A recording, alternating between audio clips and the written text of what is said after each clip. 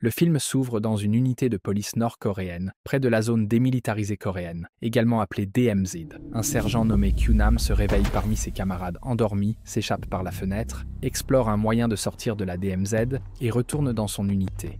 Leur travail quotidien consiste à trouver et à tuer les déserteurs. Un jour, Kyunam et 2 de ses camarades marchent près des champs de mines pour mieux voir les mines terrestres installées. Soudain, un cochon marche sur une mine et les soldats le ramènent pour le faire rôtir. Il est alors révélé que Kyunam va prendre sa retraite après 10 ans de service dans l'armée. Malheureusement, leur supérieur glouton découvre l'existence du cochon et prétendent qu'il leur appartient. Kyunam se porte volontaire pour les servir et glisse une poignée de viande sous l'assiette pour ses camarades.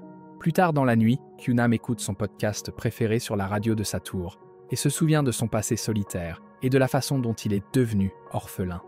Dong arrive et révèle qu'il est au courant de son plan d'évasion et demande à être emmené avec lui parce que sa mère lui manque, son anniversaire étant demain. Kyunam menace de ne plus jamais parler de cette absurdité et le renvoie. Cependant, Dong a le mal du pays et s'échappe la nuit. La sirène retentit et alerte les soldats de la présence d'un déserteur. Kyunam s'approche de la clôture barbelée, sachant que Dong tentera de s'échapper. Il convainc donc Dong de rentrer pour l'instant afin qu'il puisse s'échapper plus tard. Pendant ce temps, un collier, héritage de sa famille, tombe de la poche de Dong. Simultanément, le commandant de leur section fait une descente avec des soldats. Kyunam tente d'expliquer qu'il a trouvé Dong en train de faire du somnambulisme, mais ils le battent et l'emmènent dans leur salle de torture pour l'interroger. Dong s'en prend à lui en admettant que la carte lui appartient. Simultanément, on annonce l'arrivée imminente d'un officier de terrain du ministère de la Sécurité de l'État, le Major Lee. Tous les commandants et lieutenants se réunissent en sa présence, où le lieutenant Park suggère d'exécuter les 2 déserteurs. Cependant, le Major Lee favorise Kyunam et leur demande de l'épargner, croyant qu'il essaie de capturer le déserteur. Les soldats déposent Kyunam au milieu de nulle part, où le commandant Lee apparaît et lui fait conduire sa Jeep. Lors de leur première interaction, nous apprenons que le Major Lee le connaît depuis l'enfance, car son père conduisait tous les majors. Lorsque Lee apprend qu'il va être réformé et qu'il n'a pas de famille où retourner, il complote silencieusement quelque chose. À mi-chemin, il s'arrête pour jeter un coup d'œil sur le bord de la route, et Kyunam lui demande alors où ils se rendent. Une fois dans le véhicule, il révèle qu'il l'emmène au banquet de son beau-père pour le présenter, car ce dernier a toujours besoin d'une raison de se vanter. Lors de l'événement, Lee danse avec plusieurs femmes, mais ses yeux ne fixent qu'un homme ambigu qui se tient dans un coin. Après quelques mondanités, Kyunam est appelé sur scène et honoré pour avoir capturé le déserteur. Kyunam fait signe à Lee de le rejoindre à l'extérieur, où il souhaite partir, mais Lee l'a engagé comme assistant personnel de la sécurité de l'État pour qu'il reste dans les parages. Kyunam n'apprécie pas qu'il prenne ses décisions à sa place et s'excuse pour partir, mais Lee lui remet son seul bien, le stylo de son père, et l'empêche de partir. Lorsque Lee s'en va, Kyunam prend note des photos qu'il a prises avec le caméraman. Il lui demande de lui faire une copie de sa photo, pour laquelle il suit le garçon jusqu'au bureau où il réussit à lui faire un faux laissez-passer. Pendant ce temps, l'homme ambigu s'approche de Lee et lui demande de jouer du piano pour tout le monde, mais il refuse avec hésitation.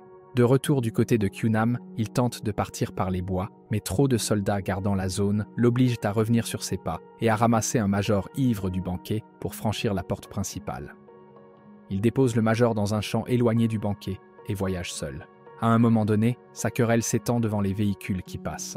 Ceux-ci aperçoivent ta Jeep et s'arrêtent pour l'aider. Il s'agit en fait d'un peloton et d'un officier d'un autre poste en uniforme blanc. Il trouve Kyunam suspect et vérifie son laissez-passer, qui confirme qu'il fait partie de la sécurité de l'État. Il appelle le ministère pour vérifier s'il y travaille réellement, mais Kyunam le convainc qu'il est en mission secrète pour retrouver et sauver Dong, raison pour laquelle le ministère ne veut pas confirmer son nom.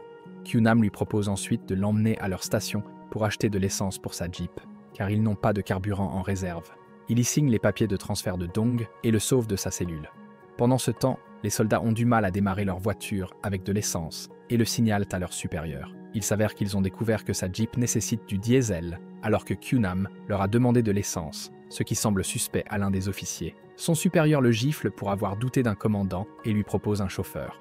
L'officier soupçonneux compare la signature de Kyunam sur les papiers de transfert avec l'écriture sur la carte de Dong, qui est étonnamment similaire. Il devient de plus en plus méfiant et décide d'accompagner Kyunam.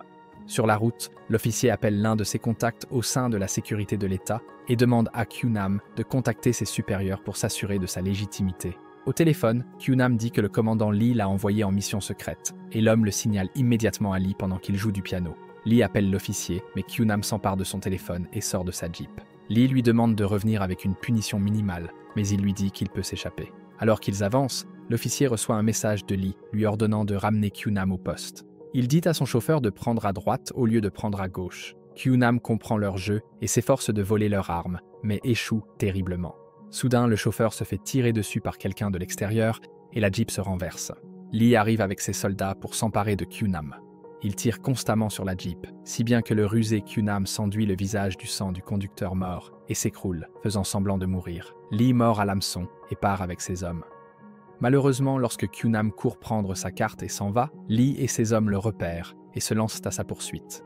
Ils échouent car Kyunam et Dong sautent de la falaise et sont emportés par les courants de l'eau. Lee retourne sur les lieux de l'accident et fait abattre l'officier qui n'a pas pu contrôler la situation. Kyunam et Dong sont retrouvés par un groupe de nomades près de la rivière, qui décident de les tuer pour intrusion. Mais lorsqu'ils apprennent par Dong que leur frère était détenu en prison à côté de Dong, ils épargnent les garçons et les emmènent dans leur cachette pour planifier une mission de sauvetage. Simultanément, le Major Lee utilise sa forte intuition et une carte pour déterminer où Kyunam pourrait se trouver. Il y envoie ses hommes, mais les nomades se doutent de leur arrivée et changent de place.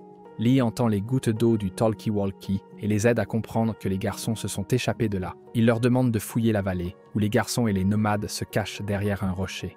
Alors que les soldats se rapprochent, Kyunam et Dong se faufilent dans la direction opposée et ouvrent le feu pour distraire les soldats. Lorsque les soldats courent après eux, Dong se fait tirer dessus. Ils ralentissent et sont sur le point d'être rattrapés par les soldats. Alors les nomades les aident à ouvrir le feu sur eux, ce qui fait réaliser à Lee que d'autres personnes aident Kyunam et leur demandent de battre en retraite. Alors qu'il est déjà bouleversé par son échec, son ex-amant l'appelle, qui s'avère être le type que Lee ne pouvait s'empêcher de regarder lors du banquet. Il tente de le distraire en se remémorant de vieux moments passés ensemble, mais Lee voit ses hommes revenir sur leurs pas et se défoule sur eux, en les battant sévèrement. Pendant ce temps, Kyunam et Dong décident de retourner à leur base avant l'évasion, car ils n'arrivent pas à trouver l'itinéraire d'évasion à partir de l'endroit où ils se trouvent. Et en plus, il y a trop de mines terrestres disséminées sur le terrain. Sur le chemin du retour, il commence à pleuvoir, Dong roule sur la pente de la montagne et tombe directement devant l'ancienne section. Mais Kyunam le sauve en lui mettant un casque sur la tête et en l'aidant à se fondre dans la section. Le Major Lee arrive et ordonne à tous les soldats de la DMZ de retrouver les deux déserteurs pour mériter un titre honorifique. Pendant ce temps, Kyunam et Dong tentent de sauter et de s'introduire dans une bouche d'aération de la cuisine. Le commandant de la section les entend et demande aux soldats de briser les portes de la cuisine. Kyunam y met le feu, juste avant qu'il n'entre. Le feu engloutit les soldats, ce qui permet aux garçons de s'échapper par les bouches d'aération. Kyunam traverse la clôture barbelée par le trou qu'il avait creusé auparavant, mais Dong est désorienté et reste en arrière.